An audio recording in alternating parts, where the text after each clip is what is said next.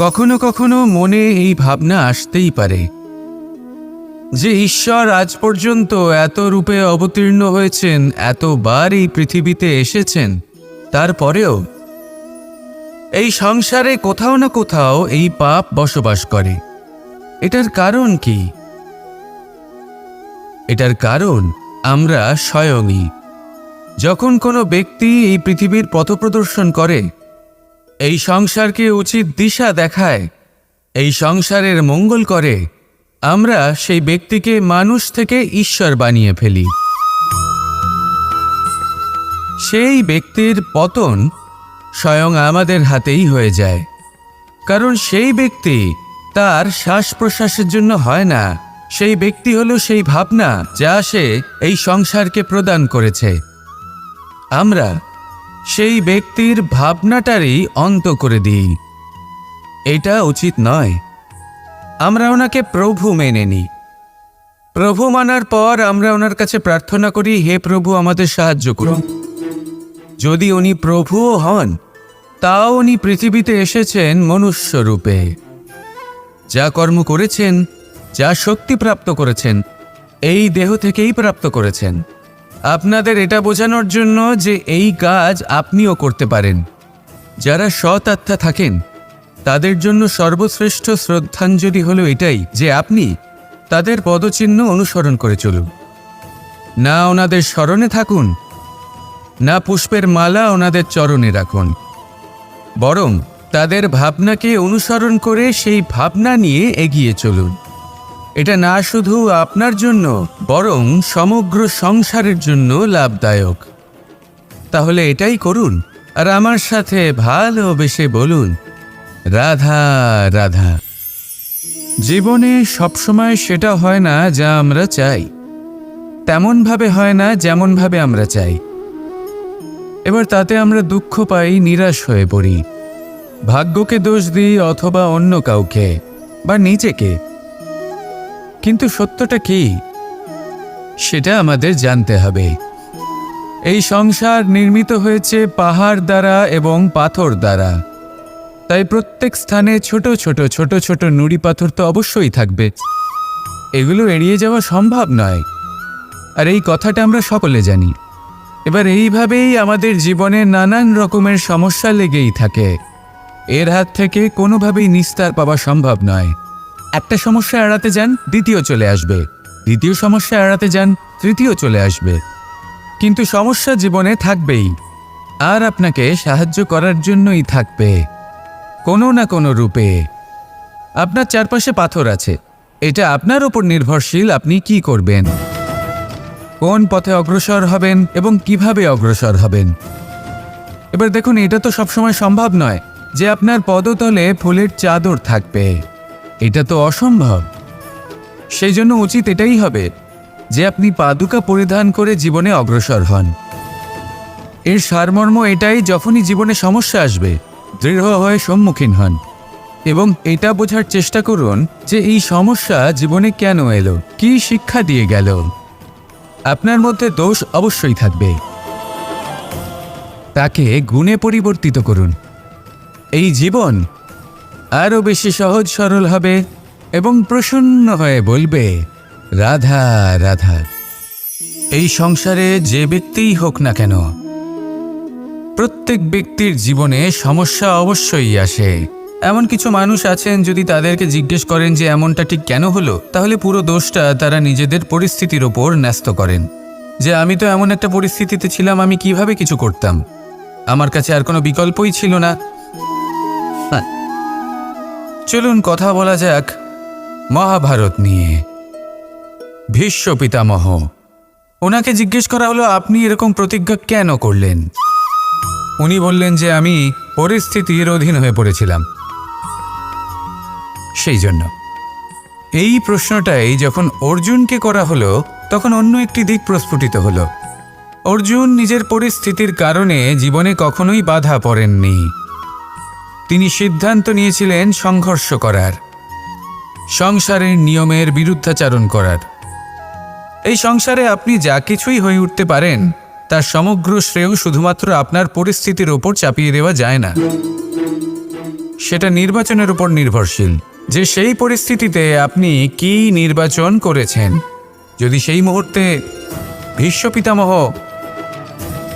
স্থিরতার সিদ্ধান্ত নিতেন, বিশ্লেষণ করার সিদ্ধান্ত নিতেন যে কি উচিত কি অনুচিত, কারা ধর্মের পক্ষে কারা ধর্মের বিপক্ষে, যদি শুধুমাত্র অস্ত্র হাতে ধৃতরাষ্ট্র এবং দুর্যোধনের বিরোধিতা করতেন, যদি শুধু এটুকু করতেন, তাহলে মহাভারতের মতো মহাযুদ্ধ কখনোই হতো না। সমস্যা সবার জীবনেই আসে, কঠিন পরিস্থিতিও সকলের জীবনে আসে। সেই ব্যক্তি এগিয়ে যেতে পারেন যিনি শ্রেষ্ঠ নির্বাচন করার ক্ষমতা রাখেন। তাহলে সেটাই করুন আর আমার সাথে ভালোবেসে বলুন, রাধা রাধা। এই সংসারের প্রত্যেক বস্তুর, প্রত্যেক পরিস্থিতির, প্রত্যেক আবেগের দুটি দিক আছে। এর মধ্যে পার্থক্য করা সম্ভব শুধুমাত্র দৃষ্টিভঙ্গির দ্বারা। যদি কোনো ব্যক্তি পর্বত শিখরে দাঁড়িয়ে থাকেন, তাহলে উনি এটাই দেখতে পাবেন যে এই জলের ধারা সমুদ্রের দিকে বয়ে চলেছে। আরেক ব্যক্তি যিনি সমুদ্রের কাছে দাঁড়িয়ে আছেন, তার এটাই মনে হবে যে এই জলের ধারা সমুদ্রের দিকে আসছে। এখানে বিষয়টা হলো দৃষ্টিভঙ্গির, আর এটাই সময়ের সাথেও হয়ে থাকে। অনেক সময় মানুষ চিন্তিত হয়ে পড়েন, ত্রস্ত হয়ে পড়েন যে তার কাছে হয়তো খুব কম সময় আছে, তাতে তিনি অনেক কিছুই করতে পারবেন না, আর একটু সময় থাকলে খুব ভালো হতো। তিনি এভাবেও ভাবতে পারেন যে অল্প হলেও সময় বাকি তো রয়েছে, অর্থাৎ যা অবশিষ্ট আছে তাকে সংরক্ষণও করা সম্ভব, তাতে জীবন যাপনও করা সম্ভব। আর এটা নির্ভর করছে আপনার ওপর। তাই দৃষ্টিভঙ্গি ইতিবাচক রাখুন আর আমার সাথে ভালোবেসে বলুন, রাধা রাধা। এই সংসারে আমি একজন কুশল সারথি হিসেবে প্রসিদ্ধ, কিন্তু এমনটা ঠিক কেন?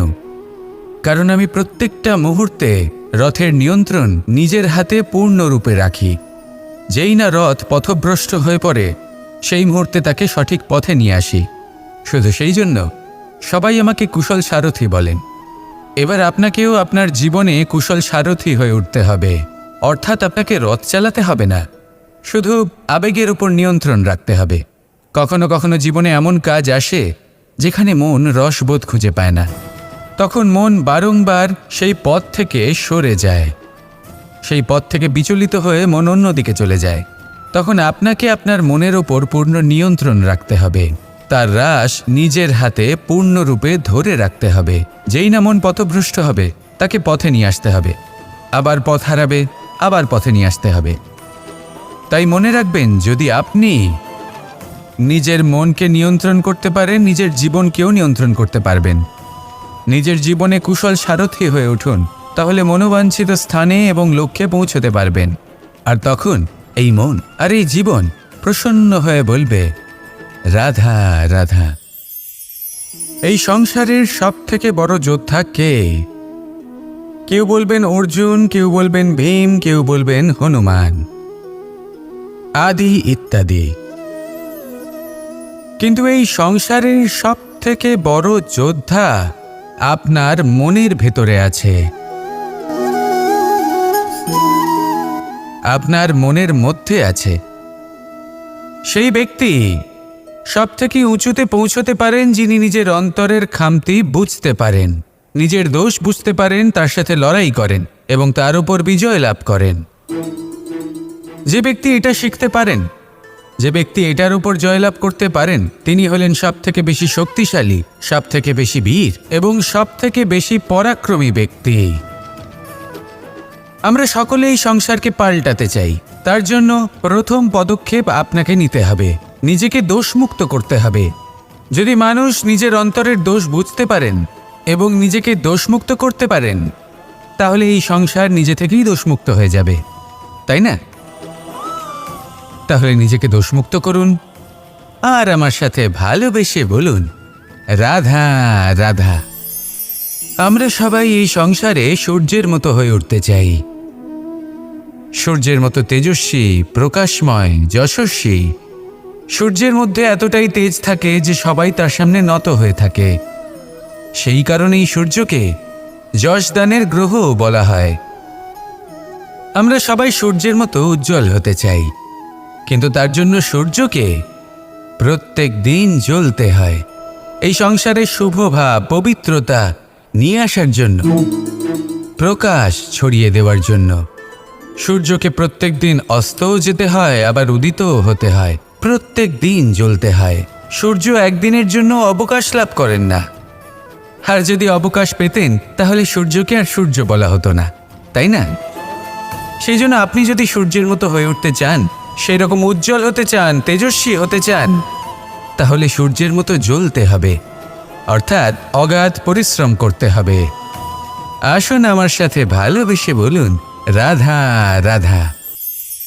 জীবনে সবথেকে বেশি মূল্যবান বস্তু কি? ধন, স্বর্ণ, মাণিক্য, আভূষণ? না, এই সব কিছু মিলিয়েও সময়ের এক মুহূর্তের সামনে মলিন হয়ে পড়ে। এক মুহূর্ত যা এক দরিদ্রকে রাজা করতে পারে, যা এক রাজাকেও দরিদ্র করতে পারে। একটি মুহূর্ত যা আপনার আত্মবিশ্বাসকে পর্বতের শিখরে পৌঁছে দিতে পারে, একটি মুহূর্ত যা আপনার অস্তিত্বকে গভীর সাগরে বিলীন করে দিতে পারে। একটি মুহূর্তের খেলা। সব সময় জীবনে সেই ব্যক্তিকে সম্মান করুন, শ্রদ্ধা করুন, যিনি আপনার জন্য সময় বের করে থাকেন। সবসময় সেই ব্যক্তির প্রতি নিষ্ঠাবান থাকুন, যেই ব্যক্তি খারাপ সময় আপনার পাশে দাঁড়িয়ে থাকে। এই সময় সব থেকে বেশি মূল্যবান। আসুন আমার সাথে ভালোবেসে বলুন, রাধা রাধা। সাগর জলতত্ত্ব দ্বারা সমৃদ্ধ। এ হলো জন্মদাতাও আর জনকও। এই সাগরকে দেখে আমরা অনেক কিছু শিখতে পারি। এই সাগরকে বাইরে থেকে দেখলে মনে হবে এর ঢেউ কোলাহল সৃষ্টি করছে, কিন্তু যদি আপনি আস্তে আস্তে কিছুটা গভীরে যান তাহলে দেখবেন ঢেউগুলি শান্ত হয়ে গেছে। সেই একই সাগর তীরের কাছে অন্যরকম, গভীরে অন্যরকম। এবার সাগরের মাঝে এসে দাঁড়ান আর অনুমান করতে চেষ্টা করুন যে এটা কতটা গভীর। তাহলে দেখবেন এই কাজ অসম্ভব। আপনি সত্য কখনোই জানতে পারবেন না যতক্ষণ না সেই সাগরের তলদেশে পৌঁছচ্ছেন। এবার এই সাগরের মতোই হয় মানুষ। মানুষকে আপনি দূর থেকে বুঝতে পারবেন না, আপনাকে কাছে যেতেই হবে। একই দিনে আপনি পূর্ণরূপে কোনো মানুষকে জানতে পারবেন না, তার সাথে সময় কাটাতে হবে। প্রত্যেক মানুষ হলো আলাদা, ঠিক সাগরের মতো, যার নিজের আকার আছে, নিজস্বতা রয়েছে, গভীরতাও আছে। সেটা বোঝার সময় দিন, নয়তো কখনো কোনো মানুষকে বুঝতেই পারবেন না। আসুন আমার সাথে ভালোবেসে বলুন, রাধা রাধা। নেকড়ে। নেকড়ের বিষয়ে আমরা সকলে জানি। ওরা খুবই নিষ্ঠাবান এবং অত্যন্ত সতর্ক থাকেন। ছোট ছোট মূর্খতা করে বসেন। এনারা হাড় চিবোতে খুব ভালোবাসেন, কিন্তু চিবোতে চিবোতে এদের মাড়ি ছড়ে যায়, সেখান থেকে রক্তপাত হতে থাকে। সেই রক্ত ওনারা পান করেন আর ওনাদের মনে হয় এই রক্ত হাড় থেকেই পাচ্ছেন। ওনারা ভাবেন যে এই হাড় চিবিয়ে আমরা আনন্দ লাভ করছি, কিন্তু আসল সত্য হলো এটাই যে ওনারা নিজেদেরই ক্ষতি করছেন। আমরা মানুষ, আমাদের সাথেও এমনটাই হয়। কখনো কখনো ভুলবশত আমরা এমন কোনো কাজ করি আর আমাদের মনে হয় যে আমরা বাইরে থেকে আনন্দ লাভ করছি, কিন্তু সত্য হলো এটাই যে আমরা শুধুই ক্ষতিগ্রস্ত হচ্ছি। এটা হলো খুব বড় একটা শিক্ষা যা আমাদের শেখা উচিত। তা হলো এটা যে আমাদের বোঝা উচিত যে কখন আমরা লাভবান হচ্ছি আর কখন ক্ষতিটাকেই লাভ বলে মনে করছি। এই শিক্ষা যদি আপনি প্রাপ্ত করতে পারেন তাহলে এই সংসারে আপনার থেকে বেশি প্রসন্ন আর কেউ থাকবেন না। তাহলে আসুন আর আমার সাথে ভালোবেসে বলুন, রাধা রাধা। যজ্ঞের আগুনকে শুভ বলে মনে করা হয় আর সেখানেই চিতার আগুনকে অশুভ মনে করা হয়। এমনটা কেন হয়? এখানে বিষয়টা হলো লক্ষ্য, বিচার এবং সঙ্গের। যখন আমরা যজ্ঞ করি তখন আমাদের লক্ষ্য কি হয়? পরিবেশকে আরও পবিত্র করে তোলা, ইতিবাচক করে তোলা। আমাদের লক্ষ্য শুভ হয়। তারপরে আসে বিচার। এই পরিস্থিতিতে সেই বিচার হলো অগ্নি। স্ফুলিঙ্গ থেকে তীব্র আকার ধারণ করে সমস্ত কাঠকে পুড়িয়ে দেয় এবং সুগন্ধ ছড়িয়ে দেয়। অর্থাৎ যদি আপনার লক্ষ্য শুভ হয় তাহলে তার নিজেই শুভ বিচারধারাকে আমন্ত্রণ জানায়। এই শুভ বিচার তখনই আসবে যখন আপনার সংকল্প শুভ হবে। অন্যদিকে হলো চিতার আগুন। এর লক্ষ্য কি? একটা দেহকে পরধামে পৌঁছে দেওয়া। সবার শেষে সবকিছু আপনার উপরে নির্ভরশীল যে আপনি কোনটা চয়ন করতে চান। আপনার লক্ষ্য যদি শুভ হয় তাহলে আপনার বিচার এবং সঙ্গতি আর তার পরিণাম সবই শুভ হবে। আসুন আর আমার সাথে ভালোবেসে বলুন, রাধা রাধা। সকলে আমাকে জিজ্ঞেস করেন যে কৃষ্ণ, তুমি সবসময় হাসি মুখে কি করে থাকো? এত প্রসন্ন কি করে থাকো তুমি? এই সমগ্র সংসারে চতুর্দিকে সমস্যা রয়েছে, দুঃখ রয়েছে, তাও হাসি মুখে কি করে থাকো? সত্যি কথাই বটে, এই সংসারে চারিদিকেই দুঃখ রয়েছে, প্রত্যেকের জীবনে সমস্যা রয়েছে। কৃষ্ণের জীবনে একটু বেশিই সমস্যা রয়েছে, তাও আমি হাসতে থাকি। কেন? কারণ হলো প্রেম। আমার সমস্ত মনোযোগ কেন্দ্রীভূত থাকে সেই প্রেমের প্রতি যা আমি পেয়ে থাকি। যেমন রাধার প্রেম, দ্বারকার প্রেম, দাদার প্রেম, স্ত্রীর প্রেম, পুত্রের প্রেম, মাতা পিতার প্রেম আদি ইত্যাদি। আমার মনোযোগ এই প্রেমের প্রতি কেন্দ্রীভূত থাকে। আর যখনই আমি এই প্রেমের কথা স্মরণ করি, মুখে দুশ্চিন্তা অথবা দুঃখের আবেগ দেখা অসম্ভব ব্যাপার।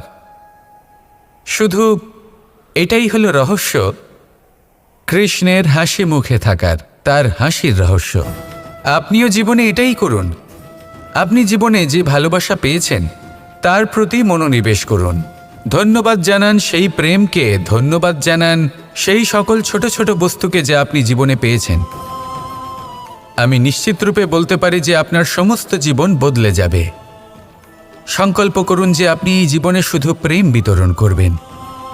এই মন জীবনের প্রত্যেক মুহূর্তে প্রসন্ন থাকবে আর আনন্দ সহকারে বলবে, রাধা রাধা। অশ্বত্থামার মৃত্যু হল। কেউ জানে না সে মানুষ নাকি হাতি। এই বাক্য কে বলেছিলেন?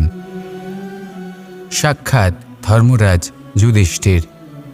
সেই যুধিষ্ঠির যিনি নিজের জীবনে কখনো মিথ্যে বলেননি, কিন্তু উনি এমন কিছু নির্বাচন করেছিলেন যার জন্য চিরকাল শুধুই মহারাজ যুধিষ্ঠির হয়ে থেকে গেলেন। কখনো অভিমন্যুর সমান হতে পারলেন না। যখন দ্যুতক্রীড়ার আমন্ত্রণ এসেছিল তখন মহারাজ যুধিষ্ঠির সেটা অস্বীকার করতেই পারতেন, কিন্তু করলেন না। অহংকারের জন্য সেই আমন্ত্রণ গ্রহণ করলেন উনি, এবং অহংকারের জন্য করা এই নির্বাচন ওনাকে সাধারণ করে রেখে দিল। নিজের গুরু দ্রোণাচার্যকে পরাজিত করার জন্য একটি মিথ্যে কথা বলেছিলেন। অশ্বত্থামা মারা পড়েছে, আর তারপর গ্লানিমাখা কণ্ঠে ধীরস্বরে বলেছিলেন, জানি না সে মানুষ না হাতি, কিন্তু অর্ধসত্য হোক বা সত্য লুকোনো হোক, তা হল মিথ্যের সমান, এবং প্রত্যেকটি কর্মের ফল মানুষ অবশ্যই ভোগ করে। এই নির্বাচনের কারণে যুধিষ্ঠিরকেও নরকবাস করতে হয়েছিল। তাই নিজের কর্ম শ্রেষ্ঠ করে তুলুন, কারণ এটাই সুনিশ্চিত করবে যে আপনি এই সংসার থেকে বিদায় নেওয়ার পরেও জীবিত থাকবেন নাকি নয়। আসুন আমার সাথে ভালোবেসে বলুন, রাধা রাধা। মানুষ ছোট হোক বা বড়, রাজা হোক বা দরিদ্র, সমস্ত মানুষের মধ্যে একটা সামঞ্জস্য থাকে। সমস্ত মানুষের কাছে তার প্রশংসা অত্যন্ত গুরুত্বপূর্ণ। সে খুবই প্রসন্ন হয় যদি আপনি তার প্রশংসা করেন, কিন্তু আপনি যদি তাকে এটা বলেন যে এটা তোমার ভুল ছিল, তোমার কিছু খামতি ছিল, তখন সেটা সে মানতে রাজিই থাকে না। সব মানুষ এটা শুনতে পছন্দ করে যে সে যেটা করেছে সেটাই সর্বোত্তম। এবার আমি আপনাকে একটা কথা বলি, এই হলো নিন্দা, এই হলো প্রশংসা, আর এই হলো সত্য, যা সবার থেকে উচ্চস্থানীয়। সেই জন্য মানুষ আয়না দেখে। আয়না তাকে তার সৌন্দর্য দেখায় না, তাকে দেখায় যা সত্য, যাতে মানুষ আরও সুন্দর হওয়ার চেষ্টা করতে থাকে। তাই আয়না অত্যন্ত গুরুত্বপূর্ণ সত্যকে জানার জন্য। জীবনে নিন্দুকের মাহাত্ম্য প্রশংসকের মাহাত্ম্যের থেকে অনেক বেশি। কেন? কারণ তারা আপনাকে আপনার খামতি দেখায়, আপনার ভুলগুলো বুঝিয়ে দেয়, আপনাকে একটা সুযোগ দেয় নিজেকে শুধরে নিতে, নিজেকে আরো শ্রেষ্ঠ করে তুলতে, যা প্রশংসক করতে পারে না। তাই জীবনে যদি কখনো নিন্দা করা হয়, তাকে ভালোবেসে গ্রহণ করুন, ধন্যাত্মক রূপে গ্রহণ করুন। যদি নিজেকে কোনো শিক্ষা দেওয়া সম্ভব হয় তাহলে অবশ্যই দিন। দেখবেন মন প্রসন্ন হয়ে বলবে, রাধা রাধা। জীবনে কখনো সাফল্য আসে, আবার কখনো অসফলতা, কখনো আশা পাওয়া যায়, কখনো নিরাশা, কখনো জয় লাভ করি, আবার কখনো পরাজয়। এর পেছনের কারণটা জানা অত্যন্ত প্রয়োজনীয়। যদি আমি পরাজয়ের কথা বলি, যখনই আমরা পরাজয় লাভ করি আমরা ভাবতে থাকি যে এমন কেন হলো? আমাদের শত্রু কি বেশি শক্তিশালী ছিল, নাকি আমাদের নীতিতে কোনো খামতি ছিল? এই সমস্ত কারণের পেছনে খুব বড় একটা কারণ থাকে, আর সেই কারণ আমাদের অন্তরে সুপ্ত থাকে। ধরে নিন একটা পথ, তাতে আপনি চলছেন, সেই পথ কাঁটায় পরিপূর্ণ, কিন্তু আপনি পাদুকা পরে রয়েছেন আর আপনি হেঁটে সামনে এগিয়ে যান। এবার এমন একটা পথ এলো যা পুষ্পে ঢাকা, আর আপনি পাদুকা পরে রয়েছেন, কিন্তু আপনার পাদুকাতে একটা পাথর আটকে গেল। তখন দু পা হাঁটাও খুব কঠিন হয়ে পড়ে। এই সংসারের যে কোনো শক্তি আপনাকে পরাস্ত করার পূর্বে আপনি জানেন কে আপনাকে পরাস্ত করতে পারে? আপনার অন্তরের দুর্বলতা, আপনার অন্তরের সেই সুপ্ত শত্রু। আর সেই জন্য ইতিবাচক মনোভাব গুরুত্বপূর্ণ হয়ে পড়ে। ভালো মানুষদের সাথে থাকুন, সৎসঙ্গে থাকুন, বন্ধুত্ব করুন, ভালোবাসুন। এই ভালোবাসা এত শক্তিশালী এক অস্ত্র যাকে ব্রহ্মাস্ত্র পরাস্ত করতে পারে না। এই সমস্যারূপী পাথর কিছুই নয়। আসুন আমার সাথে ভালোবেসে বলুন, রাধা রাধা। মানুষের দুটো রূপ রয়েছে। এক, আমাদের এই মুখ, যা শুধুই চোখে দেখা যায়, আর দ্বিতীয় আমাদের এই মন, যা শুধুমাত্র অন্তরাত্মা দ্বারা দেখা যায়। এবার আমাদের এই মুখ, তা ঈশ্বর সকলকেই আগে থেকেই প্রদান করেছেন, কিন্তু এই মন কেমন হবে তা আমাদের জীবনের অনুভূতি এবং আমাদের জীবনের লক্ষ্য এগুলি সুনিশ্চিত করে। অর্থাৎ নেত্র দিয়ে দেখা যায় আমাদের এই মুখ, তা শুধুই এই কারণে প্রয়োজন যাতে সংসার আমাদের দেখতে পায়, আমাদের চিনতে পারে। কিন্তু যদি এই সংসারে আপনি প্রকৃত অর্থে মান সম্মান লাভ করতে চান, তাহলে নিজের অন্তরাত্মাকে আপনাকে বিকশিত করতেই হবে। দেখুন, কথায় আছে এই যে অসুর, তা শারীরিকভাবে উপস্থিত নয়, তা মনের মধ্যে থাকে। যদি এই মন থেকে অসুরকে বের করে দেওয়া যায়, তাহলে শরীরে তা উপস্থিত থাকবেই না। তাই মনকে শুদ্ধ করুন আর আমার সাথে ভালোবেসে বলুন, রাধা রাধা। মানুষ যখনই একে অপরের সামনে নিজেদের হৃদয়ের ভাবনা প্রকাশ করে, তখন এক অত্যন্ত প্রভাবশালী মাধ্যম তারা ব্যবহার করে, যাকে ভাষা বলা হয়। এবার আমি দেখেছি যে একজন মানুষ অনেকগুলো ভাষাতেই নিপুণ। আমি এটাও দেখেছি যে মানুষ অনেকগুলো ভাষায় কথা বলে, কখনো কখনো অনেক ভাষা মিলিত করে তার প্রয়োগ করে, উচিত প্রকারে তাকে ব্যবহার করে না, না সেটাকে সম্মান করে, আর না ভাষাকে শুদ্ধ রাখে। আর এটা হলো অনুচিত। যদি ভাষাকে শুদ্ধ রাখেন, তাহলে ভাষা আপনার চরিত্রকে শুদ্ধ রাখবে, তা আপনার একাগ্রতা বাড়িয়ে তুলবে।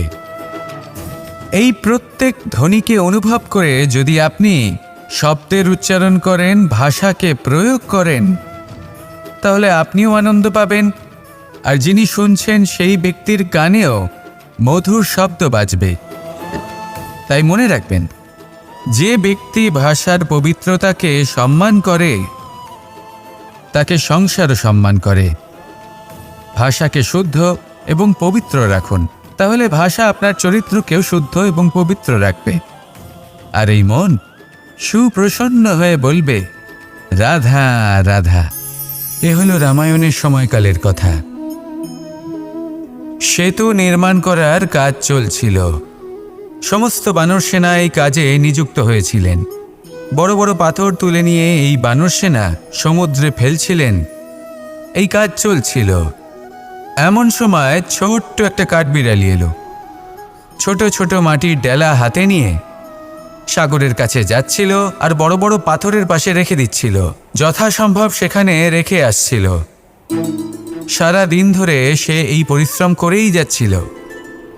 এবার শ্রীরাম তার এই কাজ দেখতে পেলেন।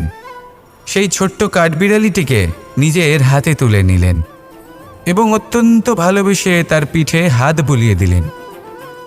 কথায় আছে যে কাঠবিড়ালির পিঠে যে দাগ আছে সেই 3টি দাগ এসেছে শ্রীরামচন্দ্রের 3 আঙুলের থেকে। যে কাজ আপনি করছেন তাতে সমস্ত শক্তি প্রয়োগ করুন। যতটা আপনার সামর্থ্য রয়েছে, যতটা আপনার প্রতিভা রয়েছে, সম্পূর্ণভাবে উৎসর্গ করে দিন। ঠিক এমনভাবে কর্ম করুন। সেই কাঠবিড়ালি কিন্তু তাই করেছিল। সেই জন্য শ্রীরামের সাথে সেও সেই কাহিনীতে অমর হয়ে গেছিল। সম্পূর্ণ শক্তি প্রয়োগ করুন, সম্পূর্ণ সামর্থ্যের সাথে কর্ম করুন, কারণ এটাই হলো শ্রেষ্ঠ পথ কোনো কর্ম করার। আসুন আমার সাথে ভালোবেসে বলুন, রাধা রাধা। এই সংসারে যখন সাফল্যের পথে আপনি অগ্রসর হবেন, তখন আপনার পরিশ্রম, একাগ্রতা, সাহসের সাথে সাথে সমাজের মানসিকতাও সহ্য করতে হবে। প্রত্যেক ব্যক্তি কিছু না কিছু ভাবেন, কিছু না কিছু বলেন। কিছু মানুষ এমন আছেন যারা ভাববেন যে আপনি কিছুই করতে পারবেন না। তারা আপনার নিন্দা করবেন, আর এই নিন্দার কথা ভেবেই আমরা ভয়ভীত হয়ে পড়ি। সেই কারণে নিজেদের আশা, নিজেদের বিশ্বাস হারিয়ে ফেলি। এবার যদি সেই নিন্দার ভয়ে আমরা লক্ষ্যচ্যুত হই, তাহলে সেটা অনুচিত।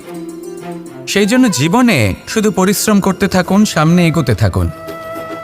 যেই দিন আপনি আপনার লক্ষ্য লাভ করবেন, সেই প্রত্যেক ব্যক্তি যারা নিন্দা করছিলেন তাদের দৃষ্টি আপনা থেকেই পাল্টে যাবে, ঠিক কিনা? এই সংসারকে যা প্রাণ চায় তাই বলতে দিন। যদি আপনি কারোর কথা শুনতে চান, তাহলে নিজের অন্তরের কথা শুনুন। সেটাই আপনাকে উচিত পথে নিয়ে যাবে। সামনে অগ্রসর হতে থাকুন, পরিশ্রম করুন। এমন একটা দিন আসবে যেদিন এই নিন্দুক ব্যক্তিরা আপনার লক্ষ্যপ্রাপ্তির উদাহরণ সবাইকে দেবে। আসুন আমার সাথে ভালোবেসে বলুন, রাধা রাধা। মানুষ সুখী জীবনযাপনের প্রতি এতটাই অভ্যস্ত হয়ে পড়ে যে একটা ছোট্ট সমস্যা এলেই সে সবার থেকে সাহায্য চাইতে শুরু করে দেয়। সে সাহায্য লাভও করে এবং সেই সংকট থেকে সে বেরিয়েও আসে। কিন্তু এই সাহায্য কিছু মুহূর্তের, আর কিছু মুহূর্তের হলো এই দুঃখ। এই 2 মুহূর্তের সাহায্যের জন্য আজীবন আপনি তার কাছে ঋণী হয়ে থাকেন। আর মানবিকতার খাতিরে আপনার মনে কৃতজ্ঞতা জেগে ওঠে। আর সেই কৃতজ্ঞতা বোধ হলো যে আপনি কখনো সেই ব্যক্তিকে ছাপিয়ে যেতেই পারবেন না। সেই জন্য জীবনে সবসময় চেষ্টা করবেন নিজেকে প্রস্তুত রাখতে। সেই সব সমস্যার জন্য, সেই সব বাধার জন্য যেগুলো আপনার জীবনে আসতে পারে। ততক্ষণ সাহায্য চাইবেন না যতক্ষণ না অন্য কোনো পথ না থাকছে। সাহায্য চাওয়া অনুচিত নয়, কিন্তু সাহায্য চাইলে এবং সাহায্য পেলে আপনি আজীবন কৃতজ্ঞ এবং ঋণী হয়ে থাকবেন। আর তারপর একদিন আপনি পরিবর্তন দেখতে পাবেন যে কিভাবে আপনি ছোট ছোট সমস্যার জন্য সাহায্য না চেয়ে বড় বড় সমস্যার সম্মুখীন হতে প্রস্তুত হয়ে গেছেন। এটাই হলো সংসারের নীতি। এটাই পালন করুন আর আমার সাথে ভালোবেসে বলুন, রাধা রাধা। এমন অনেক মানুষ আছেন যারা আমাকে ভগবানের পরিভাষা জানতে চান, যে ভগবান আসলে কি, তিনি কেমন। এবার দেখুন, ভগবান হোক বা আপনার স্বপ্ন হোক বা আপনার লক্ষ্য হোক না কেন, সেই লক্ষ্য তখনই পূর্ণ হয়, তখনই তাকে লাভ করা সম্ভব যখন আপনার দৃষ্টিভঙ্গি মঙ্গলময় হয়। যখন আপনি নিজে মনে করবেন যে আমি যেটা পেতে চাইছি তা শুভ। উদাহরণস্বরূপ, কোনো পাখিকে দেখুন, সে গাছের ডালে বসে এবং সেখানেই বিশ্রাম করে, কিন্তু পড়ে না। কেন? কারণ ওর বিশ্বাস যে যে শাখার ওপরে ও বসে আছে সেটাই হলো ওর বাসস্থান। যদি আপনি বিশ্বাস করেন তাহলে আপনি পাথরের মধ্যেও ভগবান দর্শন করতে পারবেন। আর যদি বিশ্বাস না থাকে তাহলে যদি ভগবান সামনে দাঁড়িয়েও থাকে তবেও আপনার বিশ্বাস হবে না। তাই বিশ্বাস করতে শিখুন। এই বিশ্বাসের আধারেই আপনি সেই সব কিছু পাবেন যা আপনি পেতে চাইছেন। আসুন আমার সাথে ভালোবেসে বলুন, রাধা রাধা।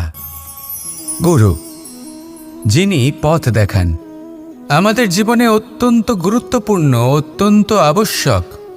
কিন্তু কিছু মানুষ মনে করেন যে গুরুর কোনো প্রয়োজন নেই, কারণ এই সমগ্র জ্ঞান মানুষের অন্তরেই নিহিত রয়েছে। এবার প্রশ্ন এটাই, যদি সমস্ত জ্ঞান মানুষের অন্তরে নিহিত থাকে তাহলে গুরুর কি প্রয়োজন? আর যারা আজ পর্যন্ত গুরুকে মেনে এসেছেন তারা কি অনুচিত করেছেন?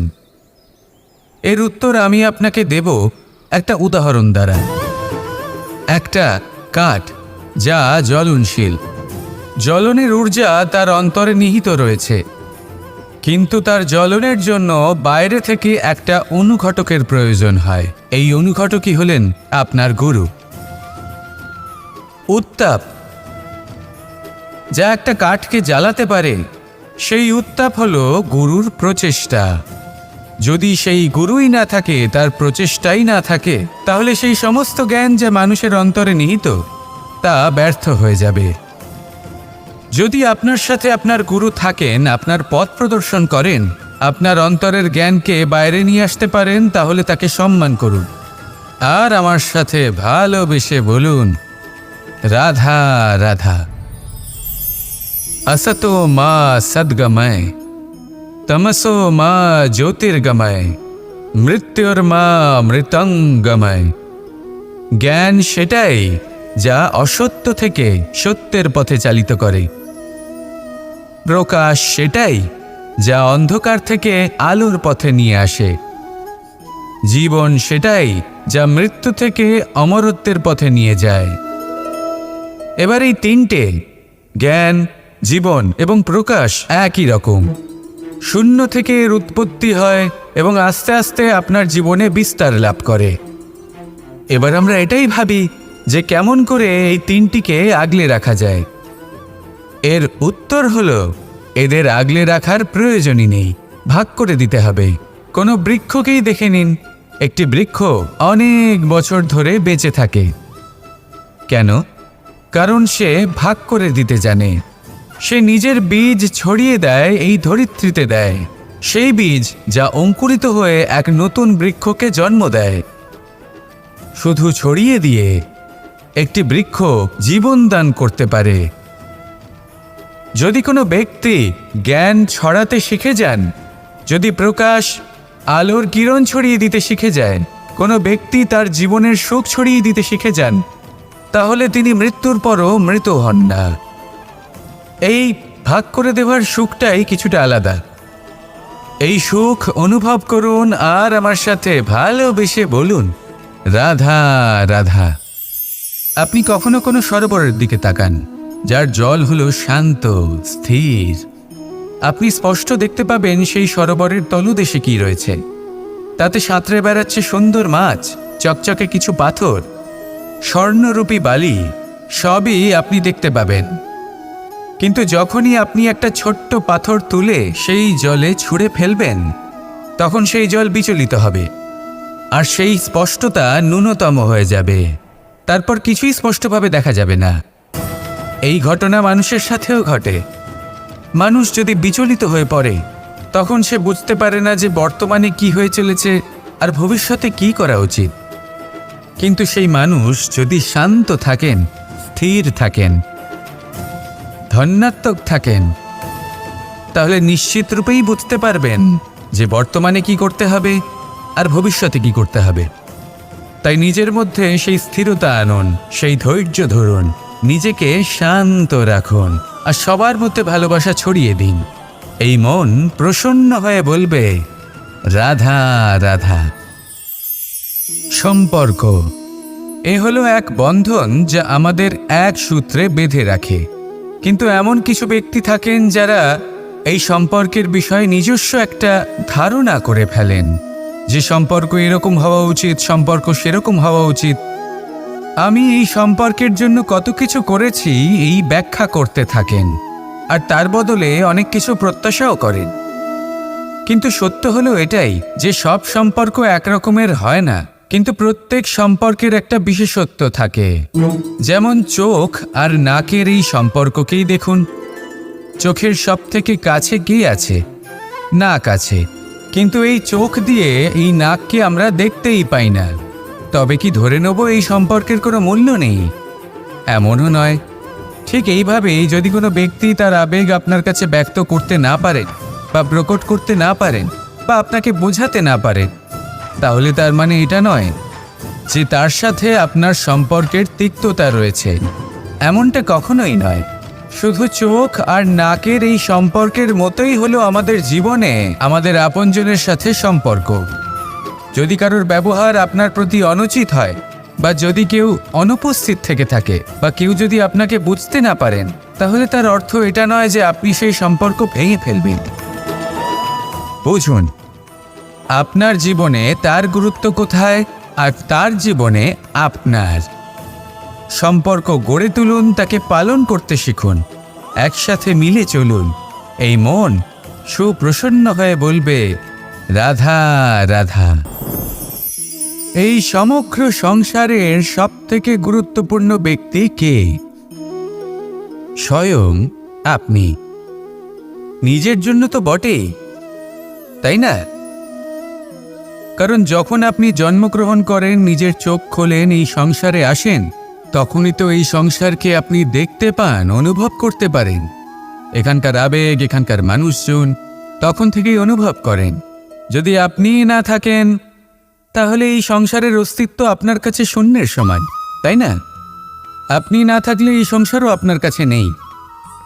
এবার সবাই বলবেন যে এ তো সত্যি কথা। সেই অনুযায়ী তো আমার স্বার্থপর হওয়া উচিত, অহংকারী হওয়া উচিত, কারণ আমার কাছে আমিই তো সব কিছু। দৃষ্টিভঙ্গি পাল্টে দেখুন। আপনার কাছে সবথেকে বেশি গুরুত্বপূর্ণ ব্যক্তি কে? আপনি নিজেই। সেই মানুষটি কেমন হওয়া উচিত একটু ভেবে দেখুন। সবসময় সকলকে সাহায্য করুন, একসাথে মিলে পরিশ্রম করুন, সাহায্য করুন অন্যদেরকে। এটা অতি আবশ্যক। এবং তার থেকেও বেশি গুরুত্বপূর্ণ হলো এটাই যে আপনার মনে যেন কখনো এই বিষয়ে ভয় না থাকে যে আমি আমার প্রিয়জনদের, আমার কাছের মানুষগুলিকে হারিয়ে ফেলব। এই ভয় কখনোই মনের মধ্যে থাকা উচিত নয়। যদি ভয় থাকে তাহলে থাকুক এই বিষয়ে যে সকল মানুষ আমার জীবন থেকে, আমার থেকে দূরে চলে যাচ্ছেন, তাদের বাধা দিতে দিতে আমি যেন নিজেকেই না হারিয়ে ফেলি, নিজের অস্তিত্বকেই না হারিয়ে ফেলি, নিজের ব্যক্তিত্বকে, নিজের বিচারধারাকে, নিজের করুণার শক্তি না হারাই। তাহলে এই ভয় ত্যাগ করুন আর আমার সাথে ভালোবেসে বলুন, রাধা রাধা। এই ফল কি তা বলার কোনো প্রয়োজন নেই। এই ফল কতটা সুস্বাদু সেটাও বলার কোনো প্রয়োজন নেই।